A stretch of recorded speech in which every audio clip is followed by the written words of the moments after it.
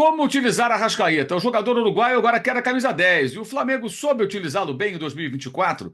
Como foi o aproveitamento do jogador ano após ano desde sua chegada ao clube em 2019, quando ainda tinha Abel Braga no comando técnico? Mais pela esquerda, mais pela direita, mais por dentro. O Arrascaeta tem sido bem utilizado? Tudo isso se pergunta. Tudo isso tem resposta. E quem responde para a gente é o Falso 9, numa análise que você vai ver já já nesse vídeo que tem o apoio do SofaScore. Você faz o download do aplicativo SofaScore e fica por dentro de tudo que acontece no futebol. É um aplicativo que não pode faltar no seu celular. Você vê, por exemplo, aí o mapa de calor e as estatísticas de De Arrascaeta no ano de 2024 no Campeonato Brasileiro. E você tem mais de 2.500 atletas só no futebol do Brasil. Isso mesmo, no SofaScore. No mundo inteiro é um número ainda mais espantoso. E você pode acompanhar as competições, o time ou aquela partida específica que você quer seguir. Como no SofaScore. Para isso, você faz o download do aplicativo, link na descrição do vídeo ou nesse QR Code que está na tela. E aí você vai ter muita informação, você vai estar sempre bem informado e não só futebol. O SofaScore também está em outras modalidades esportivas. Então, faça o download do aplicativo SofaScore e fique sempre bem informado sobre tudo o que acontece no futebol. E agora, acompanhe a análise do Vitor Falso 9 sobre Arrascaeta. Confira. Fala, Maurão! Pela primeira vez depois de 6 anos, o Arrascaeta passa a fazer uma temporada de certa forma questionável. E nesse mesmo contexto, a 10 fica livre e ele fala que é dele. Eu topo, eu acho que tem que dar pra ele sim. Mas a gente vai abordar um pouco sobre esse suposto declínio dele e pensar ali numa projeção futura de carreira. Até onde esse cara vai? Será que ele vai continuar decidindo? Será que ele ainda é decisivo? Então vamos falar, vamos explorar um pouco esse grande craque, grande jogador histórico do Flamengo que, de acordo com a minha vontade, pode receber a 10. Uma coisa pouco abordada nos comentários é que o Arrascaeta mudou bastante de função ao longo dos anos no Flamengo. Aqui eu coloquei pelo uniforme, né? Os mais fanáticos vão lembrar, mas vamos lá. Esse primeiro mapa de calor aqui fala de 2019. 2019 ele basicamente jogava aberto pelo lado esquerdo. Óbvio que aquele time se movimentava muito, ele fazia muito gol, dava muito passe, mas ele partia sempre do lado esquerdo, tendo um trabalho muito mais de força. E isso persistiu,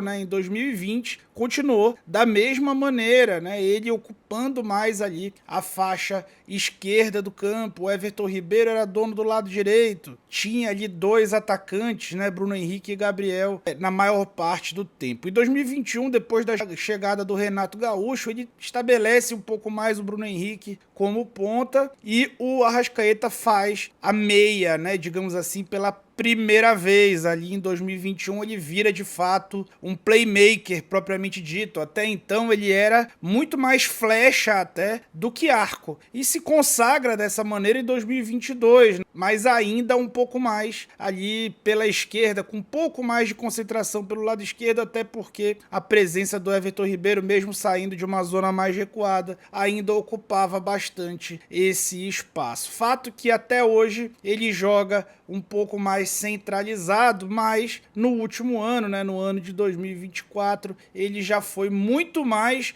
um ponta de lança, né, um segundo atacante, de um basicamente 4-4-2, e um dos sintomas disso é que quando ele não joga, o Felipe Luiz não coloca outro meia, né, ele vai para uma dupla de ataque 100% das vezes, quase, né, e isso de alguma maneira aconteceu também com o Tite, simbolizado também até pelo próprio Luiz Araújo, trabalhando como esse ponta de lança muitas vezes. Então é um Arrasca mais ponta de lança e menos playmaker, até pelo que ele supostamente precisa fazer em campo. Então as obrigações dele mudaram no time do Flamengo e isso mostra também um certo declínio dele como playmaker, né? Então a gente vai mostrar isso em dados aqui, tá? Essa linha aqui tem todos os anos, né? 19, 20, 21, 22, 23 e 24. A linha vermelha mostra os dados de passe, os números de passe que ele dá a cada 90 minutos. Só contabilizei aqui, gente, Copa do Brasil, Brasileiro e Libertadores ao longo dos anos, tá? Expurguei outras competições menos relevantes como Campeonato Carioca, jogo de seleção, etc, etc. A gente pode ver que a participação dele em 2021, né, quando ele foi o playmaker pela primeira vez, foi muito maior, mas fora aquele ano, é tudo muito equilibrado ali, 40 passes por jogo é o que ele executa, aproveitamento dos passes também bastante equilibrados. Em Mostarda, da barra mostarda mostra o número de assistências para finalização. Então ele ficava muito equilibrado ali, acima de 2 até 2,4 todos os anos, mas em 2024 o número caiu bastante para 1,7, né? Uma queda representativa. Então ele faz menos de 2 passes para finalização pela primeira vez na carreira dele desde que ele chegou ao Flamengo. E quando a gente vai observar o número de passes que ele dá no terço final do campo, também esse ano foi um dos piores junto com 2022. Curiosamente, né? Curiosamente, junto com 2022, um número bem abaixo do que os 8 passes de terço final ali que ele fazia em 2021. De fato, ele é um cara que hoje gera menos jogo para companheiros, pelo menos diretamente ali, numa fase mais final do campo, que muito o caracterizou do que fazia em outros momentos, tá? Mas, quando a gente vai olhar a participação direta dele em gols e assistências, a história também conta alguns dados que a gente pode correlacionar. Então, em vermelho, a gente tem os minutos que ele faz por jogo ao longo do tempo. O que a gente vai olhar aqui? O JJ, ele utilizava ele menos do que Felipe Luiz e Tite utilizavam por jogo. Ou seja, o Arrascaeta, 6 anos mais jovem, lá em 2019, ele jogava 77 minutos em média por jogo. O que foi mantido tanto em 2021, quanto em 2022, quanto em 2023. Os únicos anos onde ele foi mais utilizado foi 2020, com o Rogério Ceni, que não tirava ele quase nunca, ficou 84 minutos ali, mas aquele time era um time muito mais cadenciado, era um time muito menos de força, muito mais de troca de passe ali, pouquíssima transição, o contra-ataque era quase proibido, era um time muito seguro até, por conta disso, quase não concedia finalização. Mas, depois daquele ano, o ano que ele mais teve participação em minutos por jogo foi 2024. Isso é completamente dissociado da queda física flagrante que ele teve. Aliás, todas as pessoas, né, que saem dos 24 anos para os 30 têm uma queda flagrante, exceto aqueles extraterrestres, tipo Cristiano Ronaldo, etc. Quando a gente olha aqui o número de gols a cada 90 minutos, ou seja, a cada 90 minutos de tempo, se é que isso não é um pleonasmo gravíssimo, ele faz quantos gols? Em 2019, a média dele era 0,44, que é essa barra mostarda. E essa média se manteve em 0,26, 25, 21, 20 número desde 2019, com 0,27. Ou seja, ele em gols a cada 90 minutos ele está participando mais do que todos os outros anos, exceto 2019. Como playmaker ele caiu e também diminuiu o número de assistências, que está no menor número, né, desde 2019. Mas será, gente, que isso não tem a ver com a quantidade de minutos que ele joga estando extenuado, estando muito cansado? Eu acho que tem. Essa é uma convicção minha. Então, ele joga muito mais minutos, a gente vê ele se arrastando no fim das partidas e isso muitas vezes é responsável por esse aproveitamento dele por minuto ou a cada 90 ter piorado, especialmente nas assistências e nas jogadas como armador. Antes, o período dele em campo era mais intenso. Por quê? Porque era mais curto, mesmo em 2019, gente. Ele só jogava 77 minutos por jogo contra 81 em média. Gente, a gente tá falando de média e ponderando ali 30, 40 partidas. Ou seja, esses 4 minutos a mais por jogo, eles representam bastante. Muito mais do que a gente pode imaginar observando só esse valor ali absoluto. Quando a gente vai olhar a importância dele frente ao todo, ao fazer gols, a gente nota que aqui o clube fez menos gols. Então, essa linha vermelha aqui, ela fala o número de gols que o Flamengo fez nessas 3 competições em cada um dos anos.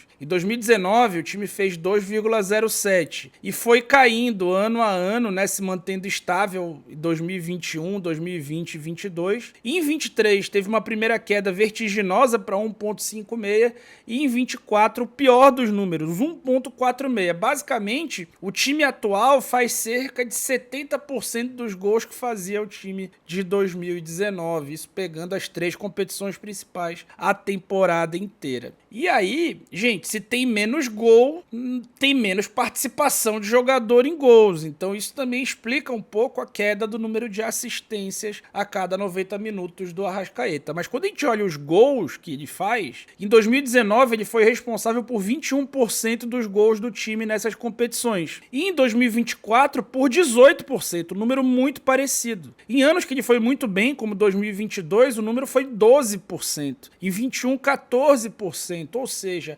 cada vez voltando a ser um cara mais flecha do que arco, menos playmaker. E em branco, o número mais assustador de todos, né? É o número de presenças dele nessas 3 competições frente ao todo. Então, em 2019, ele jogou 67% dos jogos dessas 3 competições. O melhor número foi em 2020, com 74%. E em 2024, junto com 2021, o pior número, né? 51%. Ou seja, 1% a mais do que a metade dos jogos de Campeonato Brasileiro, Libertadores e Copa do Brasil. É muito pouco para o craque do teu time, mas será que isso interfere na parte qualitativa do jogo dele? Pois é, como playmaker, mesmo ele estando em queda, a gente pode falar que ele segue entre os 10 melhores, os 10 mais criativos da América do Sul. Isso abordando as 5 principais ligas dessa região. E aqui a gente vê que o Savarino, que é o cara que mais gera jogo, e eu já vinha falando sobre isso, né?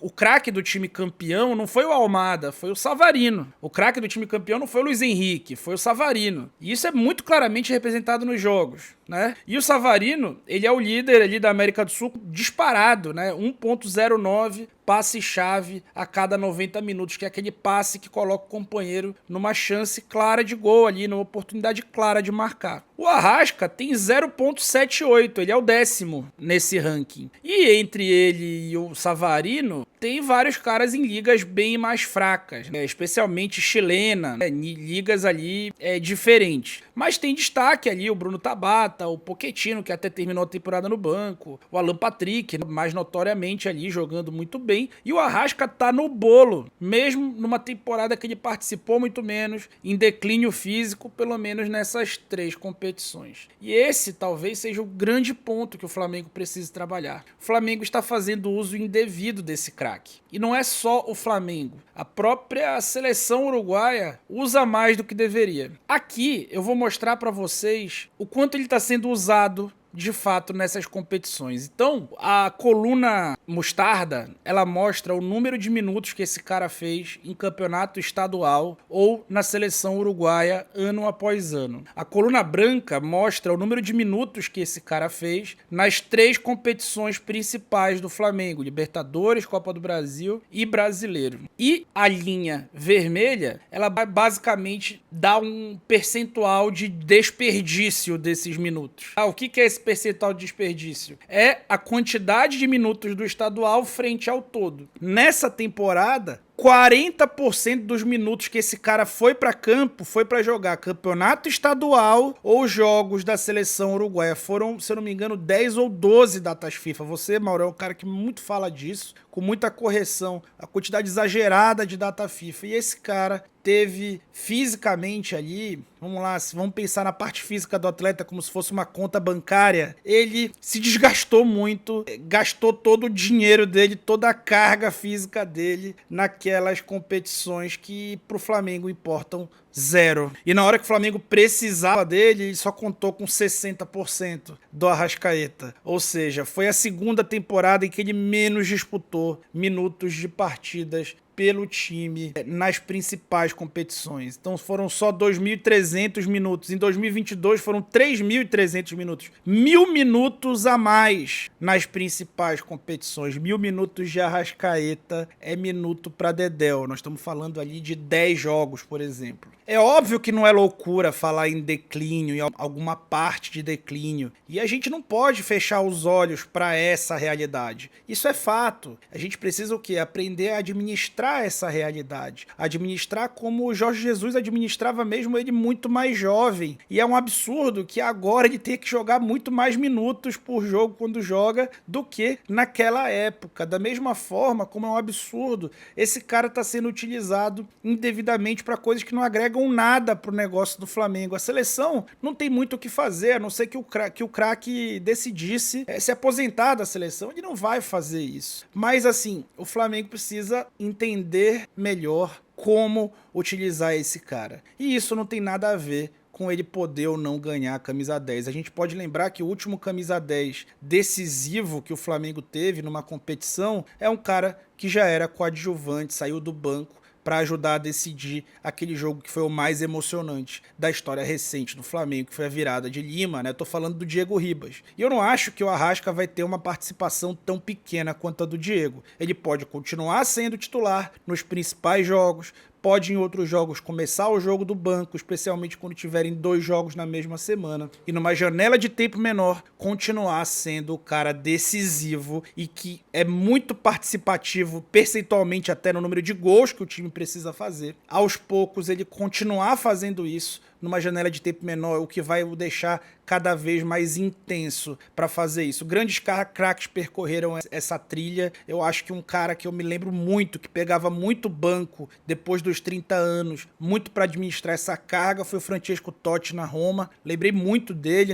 ao fazer essa análise. E lembro dele também porque eu lembro que o Totti, aos poucos, foi se tornando cada vez mais um 9, um falso 9, o cara mais avançado do time. E eu já há bastante tempo acho que o Arrascaeta precisa jogar dessa forma. No Sub-20, o Felipe Luiz chegou a usar o Guilherme assim. A escalação titular dele tinha o Guilherme como um falso 9, o Alacian por um lado, o Adriel pelo outro, muitas vezes, outras vezes era o Chola, mas assim, tinha essa dinâmica. Quando desciam os caras medalhões do Sub-20, ele tinha que mudar, como fez na final do Mundial. Mas o Felipe sabe fazer isso bem e gosta da ideia. Sem o Pedro, sem grana para investir num outro 9, sem Roger Guedes ou outra grife, por que não? Por que não começar a temporada com a Arrasca de falso 9, Gerson e De La Cruz alinhados à frente do Pulgar e um time mais forte até no meio de campo, que dê para esse cara a oportunidade de seguir decidindo jogos e decidindo taças para o Flamengo. Então esse 14 histórico pode se tornar um 10 também histórico se ele for bem utilizado e pararem de fazer mau uso desse craque, tá bom? Me alonguei, Maurão. Grande abraço pra você e muito obrigado pela oportunidade de estar aqui de novo. Valeu. Obrigado ao Vitor Falsunov por mais essa análise. Pois é, vejamos aí se Felipe Luiz saberá utilizar bem o jogador nessa temporada que vai começar em 2025. E, você sabe, teremos live aí nos próximos dias, assim que estivermos agendando, vamos avisando a você. O próprio Falsunov vai participar comigo de uma live ainda nesses dias, possivelmente antes do Natal, e você vai ficar sabendo por aqui. E também quero convidar você a participar do Clube de Vantagens da S1 Live. Clube de Vantagens da S1 Live. Concorra a bolões e sorteios de camisas oficiais por apenas R$ 9,90 por mês. Participando do Clube de Vantagens da S1 Live, você concorre toda segunda-feira a uma camisa oficial, mas tem que participar do Clube de Vantagens. Para isso, acesse o link na descrição do vídeo e participe também, faça inscrição no canal S1 Live do YouTube. O sorteio acontece às segundas-feiras, ao final do Na Área. O Na Área é segunda e sexta, 11 da manhã. E meio-dia e meia, quando termina a edição de segunda, tem um sorteio de uma camisa oficial. Você também pode participar do bolão, integrando o Clube de Vantagens da S1 Live. Não perca a sua chance, participe já, acessando o link na descrição do vídeo. Também chamando aqui os links na descrição do vídeo para o canal de corte, Clube de Membros, curso online de jornalismo esportivo, blog do Mauro César no Esporte e para o nosso parceiro Uso 360, com o cupom DataFIFA, com a camiseta e caneca Eu Odeio DataFIFA, e o cupom Mauro César para todos os demais produtos do site Uso 360. Tem muita coisa boa lá. Confira que você vai gostar. No canal, no site Uso 360, tem produtos do canal, da Live Soft Shop e muito mais, e muita coisa legal para você dar de presente no Natal. Aproveite, cupom Mauro César vai te dar desconto no canal, no site Use 360. É isso, galera, então continuaremos aqui nos encontrando, o canal não para, mesmo nesse período de final de ano e com o futebol em férias no Brasil. Valeu, saudações!